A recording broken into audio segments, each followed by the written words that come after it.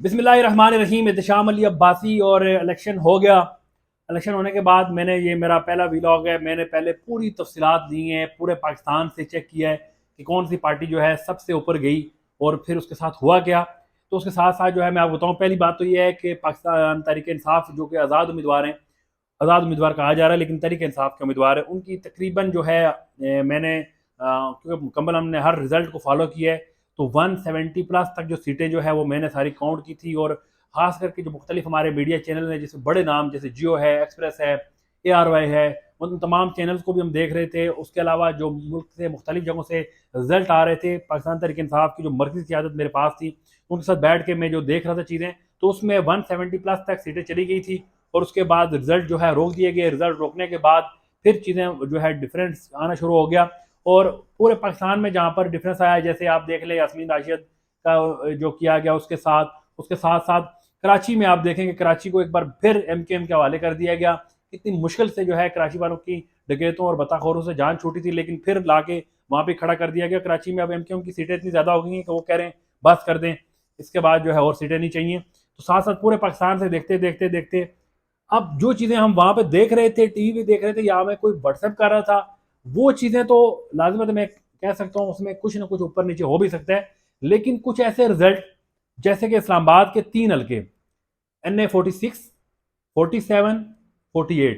पहले मैं आपको बता दूं कि NA46 से पाकिस्तान तहरीक इंसाफ के उम्मीदवार अमर मुगल, और उनके जो मुखालिफ जो उम्मीदवार थे, जो बड़ा उम्मीदवार था वो था अंजुम अकील मुस्लिम लीग नून। और उसके साथ साथ अगर आज चले चले आए तो 47 में शोएब शाहीन जो है पाकिस्तान तहरीक इंसाफ के उम्मीदवार, और उनके जो मुखालिफ उम्मीदवार बड़े उम्मीदवार जो था उसका नाम था तारक फजल चौधरी मुस्लिम लीग नून। और फिर 48 में अली बुखारी थे पाकिस्तान तहरीक इंसाफ के। और उनके जो मुखालिफ जो उम्मीदवार हैं उसमें अब जो राजा खुरम, क्योंकि IPP और नून लीग के जो है मुश्तरका उम्मीदवार थे, और उसके साथ साथ क्योंकि नून लीग ने वहाँ पे अपना बंदा नहीं खड़ा किया था। ये 3 हल्के थे। इन 3 हल्कों का क्योंकि सुबह सवेरे मैं निकला हूँ कवरेज पे, पूरा इस्लामाबाद एक एक पोलिंग स्टेशन हमने विजिट किया। मैंने बहुत सारी ट्विटर पे वीडियोस लगाई थी जिसमें आप देख सकते थे कि कैंप कैसे PTI के खचाखच भरे हुए, और नून लीग, पीपल्स पार्टी और दूसरी जमातों के जो कैंप है मुकम्मल खाली थे। और शाम तक यही समा रहा। हर जगह पे हमने विजिट किया, हर जगह की वीडियो लगाई, हर जगह की अपडेट आपको दी। और उसके बाद रिजल्ट आने शुरू हुए। रिजल्ट आने के बाद क्योंकि ये सारे लोग मेरे पास थे, हम साथ बैठे हुए थे, फॉर्म 45, मैं कैमरा मैन को कहूँगा कि ये फॉर्म 45 दिखाएं। ये मेरे पास इस वक्त बड़ी तादाद NA46, 47, 48 की ये बड़ी एक लिस्ट मेरे पास पड़ी है। ये वो फॉर्म है जिसमें ये कैमरा मैन को कहूँगा मैं दिखाएंगे, तो ये RO के सिग्नेचर, स्टैम्प, सारी जो चीज़ें मौजूद हैं। और इसमें आप देख लें मुख्तलिफ उम्मीदवार है, लेकिन बड़े उम्मीदवार का नाम ले लेते हैं, जिसमें ये देखें राजा खुरम शहजाद जो जिताए गए, ठीक है, इनके हैं 214 वोट। और ये आप 15 नंबर पे लिखा सैयद मोहम्मद अली बुखारी, ये पाकिस्तान तहरीक इंसाफ का जो उम्मीदवार हैं, इनके हैं 447। ये एक पोलिंग स्टेशन का वो फार्म है जिस फार्म पे पूरा आपका इलेक्शन रखा हुआ है। और ये फार्म 45 वो फार्म 45 है जिस पर फैसला होगा कि किस उम्मीदवार के कितने वोट हैं। और ये फैसला जब अब क्योंकि कोर्ट्स में अगर चला गया तो तब भी उस इसी पे होगा, लेकिन इससे कबल जो होता है, जैसे उम्मीदवारों को जो उनके पोलिंग एजेंट हैं उनको ये फॉर्म दे दिया जाता है, और वो फॉर्म वेरीफाइड फॉर्म लेके रिजल्ट अनाउंस करते हैं। इसको मैं आपको बताऊं कि तमाम जितने भी चैनल थे उनके रिपोर्टर फील्ड में मौजूद थे। एक पूरा बड़ा ग्रुप था, वो सारे ग्रुप वहाँ से अपने ऑफिस में रिजल्ट लिखवा रहे थे, क्योंकि इंटरनेट और डायरेक्ट नंबर की सहूलत बंद थी, तो ये सब कुछ लाइव जा रहा था। लाइव में उन्होंने दिखाया, और तमाम चैनल जियो समेत तमाम बड़े चैनल ने लाइव ये सारा रिजल्ट दिखाया है कि जो पाकिस्तान तहरीक इंसाफ के तीनों उम्मीदवार, आमिर मुगल तकरीबन 40,000 की लीड से जा रहे थे, शोएब शाहीन तकरीबन 50,000 की लीड से जा रहे थे, और अली बुखारी भी तकरीबन 40 से 50,000 की लीड से आगे जा रहे थे। और इनकी जीत हो गई। तमाम फार्म 45 ये मौजूद हैं। इसके साथ साथ पाकिस्तान तहरीक इंसाफ के जो उम्मीदवार हैं, उन उम्मीदवारों ने अपने फॉर्म लेके, क्योंकि फॉर्म 45 पहले भी 2018 में इसी फॉर्म 45 पे गेम डाली गई थी, लेकिन तहरीक इंसाफ के लोग इस वक्त पूरी तैयारी के साथ आए। उन्होंने अपने तगड़े पोलिंग एजेंट बैठाए। पोलिंग एजेंट की हिफाजत करने के लिए बाहर हज़ारों की तादाद में लोग मौजूद थे, और ना उन्होंने खाना खाया, ना उन्होंने किसी से जगह से बिरयानी खाई, ना किसी ने पिक एंड ड्रॉप दिया। वो वॉलंटियर्स थे, और वो लोग हमने देखे क्योंकि हमने उनके इंटरव्यूज़ किए।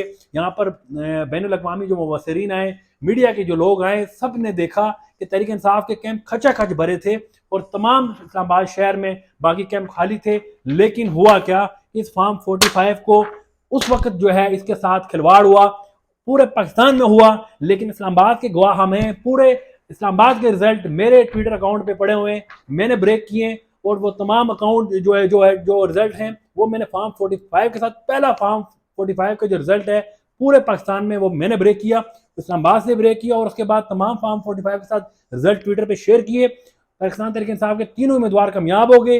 रात गए 12 बजे के बाद, बल्कि 12 बजे के 1 बजे मुझे डीसी साहब जो इस्लामाबाद डीआरओ और आरओ और तमाम जो लोग थे देख रहे थे उनकी तरफ से जो चीज़ें शेयर की गई, उसमें सबसे पहले हराया गया आमिर मुगल को। आमिर मुगल वो शख्स है जो पाकिस्तान तहरीक इंसाफ इमरान खान के साथ शुरू दिन से खड़ा है। इतनी मुश्किलात हुई, उनके घरों में छापे डाले, उनकी फैमिलीज, औरतों पे हाथ डाले गए, बच्चों को उठा के ले जाया गया, रमज़ान में उनके घर के दरवाजे तोड़ के उनकी बूढ़ी वालदा जो है वो वहाँ पर बेहोश होकर गिर गई। लेकिन वो लोग नहीं टूटे, वो इमरान खान के साथ खड़े रहे। सबसे पहले उन्होंने हराया भी उसी शख्स को है जो इमरान खान से मुकम्मल वफा करके खड़ा था। उसके बाद उन्होंने दूसरा जो शख्स है वो अली बुखारी को हराया है। अली बुखारी के बाद तीसरा जो शख्स शोएब शाहीन, क्योंकि ये जो इनकी वोट का जो दरमियान का डिफरेंस था इतना बड़ा था कि इसको कवर करते करते अगला दिन आ गया और इनसे वो चीज़ें कवर ना हुई और इन्होंने सिंपली लिख के ये फार्म 45 सबूत मौजूद है, इसके बावजूद जो है पाकिस्तान तहरीक इंसाफ के जो इस्लामाबाद के उम्मीदवार है उनको हरा दिया गया। लेकिन सवाल यहाँ पे ये पैदा होता है कि अदालतों में क्या इंसाफ मिलेगा, क्योंकि तमाम ये उम्मीदवार अब अदालतों में चले गए। अदालतें क्या हुक्म देंगी कि दोबारा वोटिंग की चेक की जाए, तमाम बॉक्स खोले जाएं और इन उम्मीदवारों के सामने इनकी काउंटिंग हो जाए। अगर इनके सामने इनकी काउंटिंग हुई तो ये तीनों सीटें, अभी भी मैं कह रहा हूँ कि ये तीनों सीटें पाकिस्तान तहरीक इंसाफ जीत चुकी है। सिर्फ जो है 2 दिन की 3 दिन की जो है वो खुशी दूसरे ग्रुप को दी गई है। मुझे समझ नहीं आती उसका मकसद क्या है, लेकिन आने वाले दिनों में अदालतों से इंसाफ हुआ तो ये तीनों सीटें पाकिस्तान तहरीक इंसाफ की वापस हो जाएंगी और पाकिस्तान तहरीक इंसाफ के तीनों उम्मीदवार यहाँ पे बड़े मार्जिन से जो है जीत जाएंगे। इसके बाद मैंने जो अगला व्लॉग है वो आमिर मुगल, शोएब शाहीन और अली बुखारी के साथ में करूँगा और उनसे भी मैं आपको बात करूँगा। और अगर कोई मुखालिफ जो जमात का उम्मीदवार जीता हुआ है, क्योंकि वो फ़ोन ही नहीं उठाते, अगर वो उनसे रब्ता हुआ और उन्होंने अपना इंटरव्यू देना चाहा और अपना मौका वाज़ह करना चाहा तो हम उनका भी इंटरव्यू लेंगे। अगले व्लॉग में मिलते हैं, तब तक के लिए अल्लाह हाफ़िज़।